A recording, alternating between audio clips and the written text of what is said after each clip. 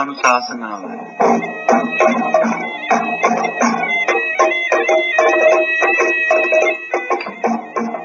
අද ධර්මානුශාසනා පවත්වන දේශකයාණන් වහන්සේ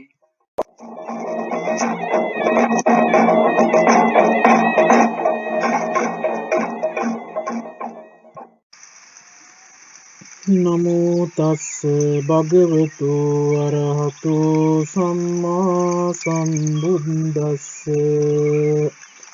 යතාපි චන්தோ විමලෝ ගච්ඡං ආකාශ ධාතුයා සබ්බේ තාරා ගණේ ලෝකේ අවාය අතිරෝචති තතේව සීල සම්පන්නෝ සද්දෝ පුරිස පුංගලෝ සම්බේ මච්චරිනෝ ලෝකේ චාගේන අතිරෝචති යතාපි මේගෝ තනයං විජ්ජුමාලී සතක්කකෝ තලං නින්නංච පුරේති අභිවස්සං වසුන්දරං ඒවං දස්සන සම්පන්නෝ සම්මා සම්බුද්ධ ශාවකෝ මච්චරින් අධිගන්නාති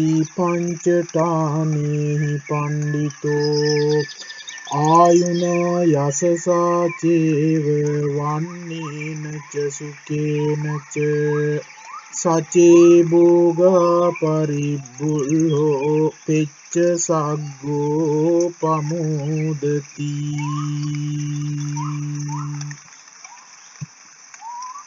හොඳයි සදහවත් පින්වතුනි, සාවධානව අහුම්කම් දෙන්න. මේ ධර්ම දේශනාව ඔය ඇත්තන්ට නිවන් මාර්ගඵල පිණිසම හේතු වෙනවා ඇතැයි යන අදහසින් මේ දේශනය පවත්වනවා. පින්වතුනි, අද දේශනය මේ දානය ගැනයි. බුදු පියාණන් වහන්සේ දේශනා කළ කරුණු කීපයක් මේ මතු කරලා පෙන්눔 කරන්නේ. පින්වතුනි, ඒ කාලේ හිටියා සුමනා කියලා රාජකුමාරිකාවක්.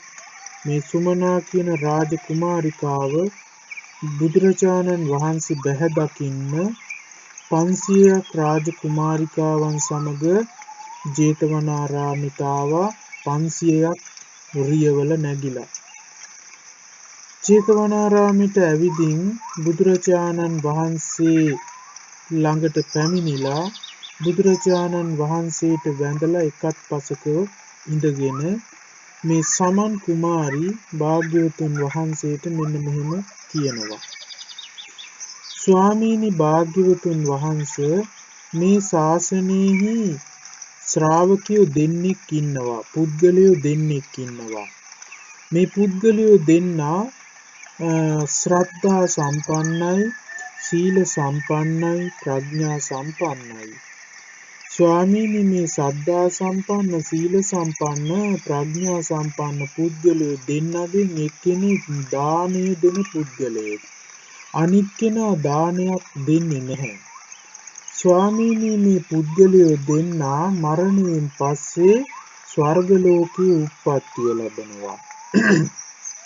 ස්වර්ග ලෝකයේ උප්පත්තිය ලැබපුවාම ස්වාමීනි, මේ දෙන්නගේ යම්කිසි විශේෂ වෙනසක් ඔබ වහන්සේ දකින්නවද?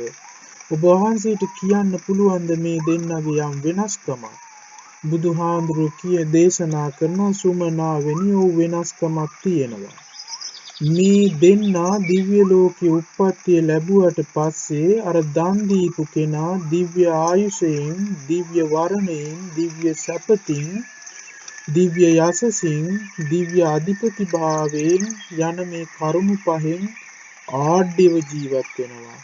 දන් දුන්නේ නැති කෙනා සුමනාවෙනි අරන කරුණු පහෙන් පිරිහිලයි දිව්‍ය ලෝකේ උනා ජීවත් වෙන්නේ. ඒ නිසා සුමනාවෙනි, දන් දීම නම් අගය කළ යුත්තක්මයි, දන් දීම නම් පුරුදු කළ යුත්තක්මයි. දන් දීම දිව්‍ය ලෝකයේදී අර කරුණු පහෙන්ම ආඩ්‍ය වෙන්න පුළුවන් කාරණයක් සුමනාවෙනි කියලා පෙන්වනවා. සුමනාව අහනවා ඊළඟට ප්‍රශ්නයක්. හොඳයි ස්වාමීනි, මේ දෙවිවරු දෙදෙනා මරණයෙන් පස්සේ මනුස්ස ලෝකයේ උප්පත්තිය ලබනවා. මනුස්ස ලෝකයේ උප්පත්තිය ලැබපු මේ දෙන්නගේ ඔබ වහන්සේ කිසිම විශේෂයක් දකින්නවද ස්වාමීනි? ඔව් සුමනාවෙනි, මම විශේෂයක් දකිනවා. මේ දිව්‍ය ලෝකයෙන් චුතව මනුස්ස ලෝකයට ආපු මේ දෙදෙනාගෙන් දානය දීපු කෙනා මනුස්ස ආයුෂයෙන්ද, මනුස්ස වර්ණයෙන්ද, මනුස්ස සැපයෙන්ද, මනුස්ස යසසින්ද, මානුෂ්‍ය ආධිපති භාවයේ කියන මේ කරුණු පහෙන් අර දන් නොදීපු කෙනා අභිබවා ජීවත් වෙනවා. දන් නොදීපු කෙනා ඒ කරුණු පහෙන්ම පිරිහිලා අසරණව දුක්ඛිතව ජීවත් වෙනවා. ඒ නිසා සුමනාවෙනි, දානේ නම් අද්භූතයි, දානේ නම් ආශ්චර්යයි. හැමදාම ජීවිතේ දානේ පුරුදු කළ යුතුයි, මසුරු මල අත්හල යුතුයි සුමනාවෙනි. මෙහෙම බුදු පියාණන් වහන්සේ පැහැදිලි කරනකොට නැවත සුමනා අහනවා, හොඳයි ස්වාමීනි, මේ මනුස්ස ආත්මේ ඉපදුන මේ දෙදෙනාම ගිහි ගෙයින් නික්මව මේ ශාසනයට පැමිණිලා පැවිදි වෙනවා. ස්වාමීනි, පැවිදි වෙච්ච මේ දෙදෙනාගේ ඔබ වහන්සේ විශේෂයක් දකින්නවද?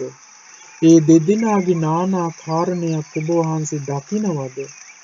ඔව් සුමනාවෙනි, මේ ගිහි ගෙයින් නික්මිලා පැවිදි වෙච්ච මේ පුද්ගලයෝ දෙදෙනාගේ වෙනසක් තියෙනවා.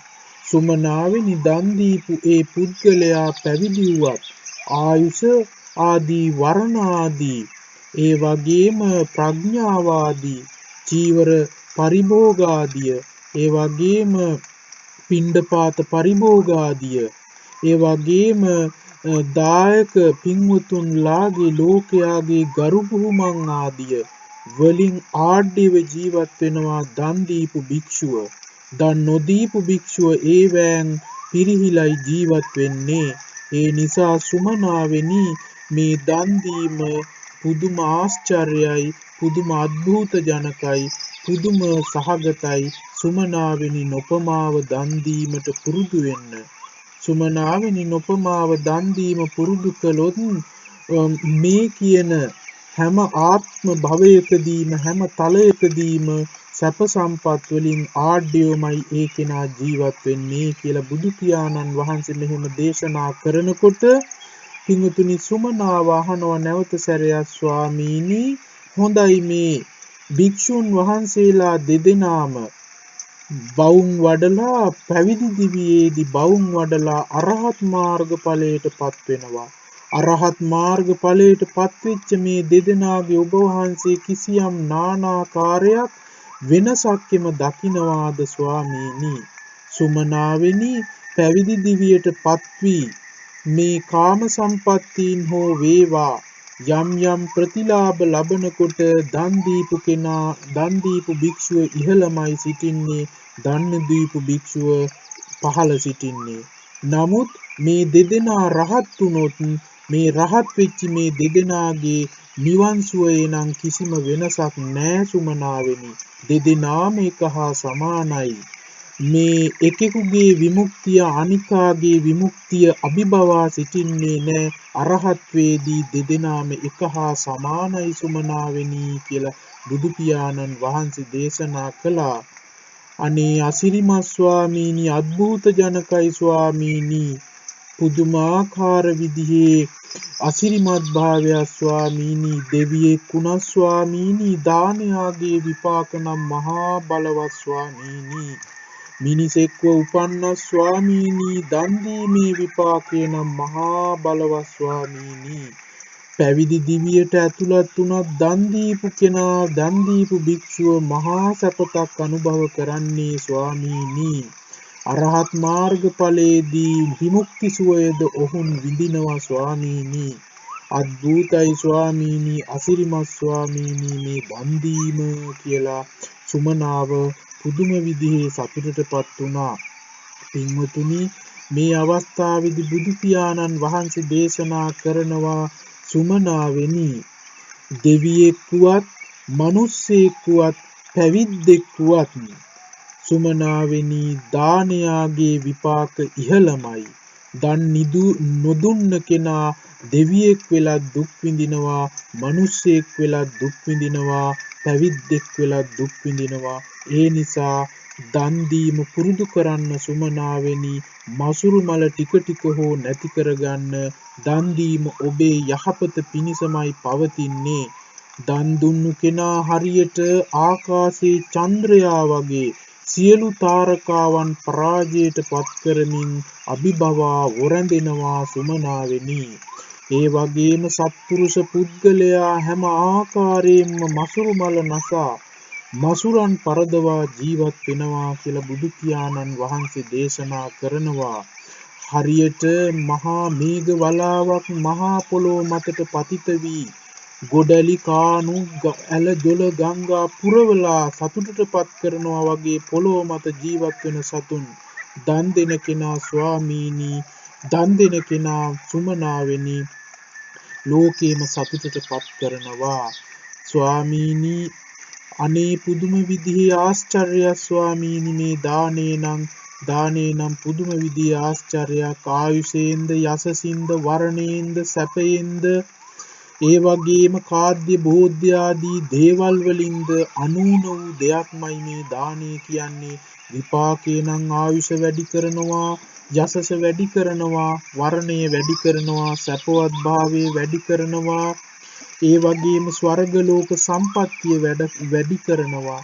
දෙවියෙක් වුණත් මිනිසෙක් වුණත් පැවිද්දෙක් වුණත් මේ දානයාගේ ආනිසංසය නම් විපාක දෙනවා ස්වාමීනි. අද්භූත ජනකයි අසිරිමත් ස්වාමීනි කියලා මේ සුමනාව සතුටටපත් වුණා, ප්‍රමෝදයටපත් වුණා. බුදු පියාණන් වහන්සේගේ දේශනය අනුමෝදන් වුණා. පින්වතුනි මේ දේශනෙන් ඔබට පෙන්වා දෙන්නේ මොකද්ද? නිරන්තරයෙන්ම දානීය පුරුදු කරන්න. නිරන්තරයෙන්ම දානීය පුරුදු කරන්න. මසුරු මල ටික ටික හරි අත්හැර ගන්න. දන් දෙන අයට අකුල් හෙලන්නට යන්න එපා. දන් දෙන අයට පුළුවන් තරමේ හෝ උදව්වක් කරන්න. වචනයෙන් හෝ උදව්වක් කරන්න. දන් දෙන කෙනා ප්‍රශංසා කරන්න. දන් දෙන කෙනා අගය කරන්න. ඔබට දන් දෙන්න බැරි වුණත් දන් දෙන කෙනා හෝ අගය කරන්න. පොඩ හෝ දන් දීම පුරුදු කරන්න. අර පංචවිධ සම්පත්තිය ඔබට උපදින භවයක් පාසා ලැබෙනවා පින්වතුනි. ඒ නිසා දානයාගේ විපාකේ එසේ දත යුතුයි. නිරන්තරයෙන් දානයට හිත නමන්න, දානයට හිත යොමු කරලා මේ භවගාමී ජීවිත සුවපත් කරගන්නා මෙන් මතක් කරමින් මේ ධර්මය ඔබ හැම දිනාටම නිවන් සාක්ෂාත් කර ගැනීමට මාර්ගඵල අවබෝධයේ පිණිසම හේතු වේවායි අපි ඔබට ආශිර්වාද කරනවා. හැම දිනාටම තෙරුවන් සරණයි.